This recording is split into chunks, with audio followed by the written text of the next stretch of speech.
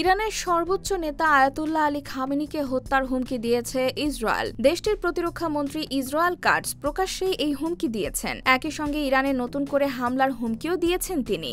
রোববার রাতে এক প্রতিবেদনে এই তথ্য জানিয়েছে বার্তা সংস্থা আনাদোলু। বার্তা সংস্থাটি বলছে, দক্ষিণ ইসরায়েলের রামন বিমান ঘাঁটি পরিদর্শনে গিয়ে কাটজ বলেন, আমি এখান থেকেই স্বৈরাচারী খামেনিকে স্পষ্ট বার্তা দিতে চাই, যদি আপনি ইসরায়েলকে হুমকি দেওয়া চালিয়ে যান তাহলে আমাদের দীর্ঘ হাত আবারও তেহরানে পৌঁছাবে, আগের চেয়ে আরও বেশি শক্তি নিয়ে, এবং এবার ব্যক্তিগতভাবে আপনিও লক্ষ্যবস্তু হবেন। তবে ইসরায়েলি এই হুমকির প্রতিক্রিয়া তাৎক্ষণিকভাবে ইরানের পক্ষ থেকে কোনো মন্তব্য পাওয়া যায়নি।